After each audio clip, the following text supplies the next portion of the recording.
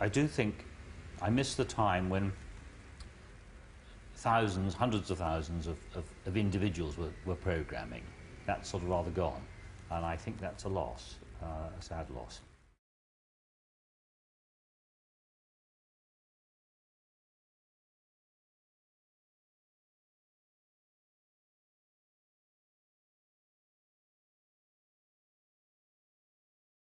Per me il microprocessore rappresenta la creazione di un dispositivo che è stato centrale nella trasformazione della società.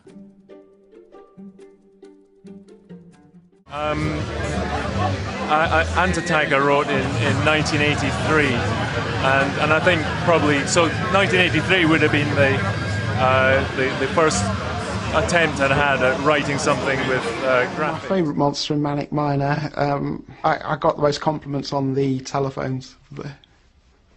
There was a game in an Atari written by an American called Bill Hogue. He was very much an inspiration. The game he wrote was Miner 2049er, which was a little man jumping around on platforms, collecting things and avoiding the baddies. Sounds like a winner, I like it. As a designer employed by Sinclair, Rick Dickinson was behind the look of many of the products. He still runs a design studio near Cambridge and is passionate about the man and his inventions. So in a nutshell, we bought the Sinclair computer business. We bought the Sinclair brand name on computers. We will market the Sinclair computers worldwide.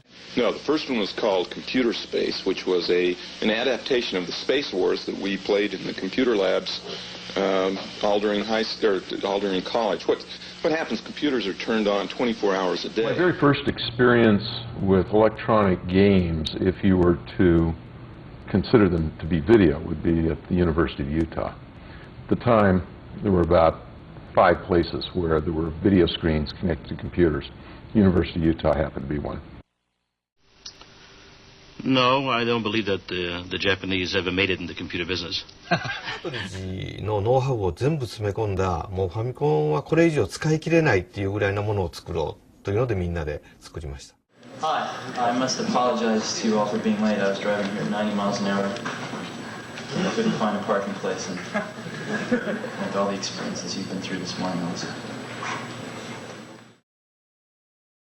Well, 8 years ago, it was definitely a homebrew operation. Why don't we take a trip through the time tunnel and see what's evolved in the Apple II line in the last 8 years? Hello, I'm Bill Gates, chairman of Microsoft. In this video, you're going to see the future. Windows. More than a noble cause, we see this as our responsibility. Excellence in programming. They wanted to make their programs that they used be as good as they could. They also wanted to make them do neat things. They wanted to be able to do something in a more exciting way than anyone believed possible and show, look how wonderful this is. I bet you didn't believe this could be done. We did market research before releasing King's Quest VI just for the heck of it to see how well it would sell. With King's Quest VII, we really wanted to put a new face on this product. Seventh in a series, it's always hard to think how to make this bigger and better than the last one, and to keep something like King's Quest alive and fresh and new. Himself. Al Lowe, everybody, right here, the creator of Leisure Suit Larry, because you guys have a big announcement of the return of Leisure Suit Larry. He's really coming back? He is. The real Larry is coming back. Exactly.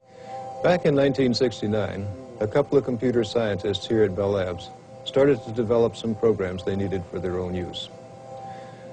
What Ken Thompson and Dennis Ritchie started developing then has evolved into the Unix operating system, which by now is widely used around the world. Welcome to day number 2 of our mini course, and today I want to spend the first part of the hour talking about typing mathematics, because yesterday we were talking about typing. In the really old days, people had to write their code directly to work on the hardware. They wrote load and store instructions to get stuff in and out of memory, and they played about with bits and bytes and stuff. You could do pretty good work with that, but it was very specialized. this Arduino board. So the motherboard that sort of powers this printer is a project I've been working on for the past 7 years. It's an open source project. I work with these friends of mine that I have here. So the 5 of us, 2 Americans, 2 Italians, and a Spaniard, we, you know, it's a worldwide Raspberry Pi is it's a credit card sized computer. It does everything that a conventional computer could do, but it's very small and it's very cheap.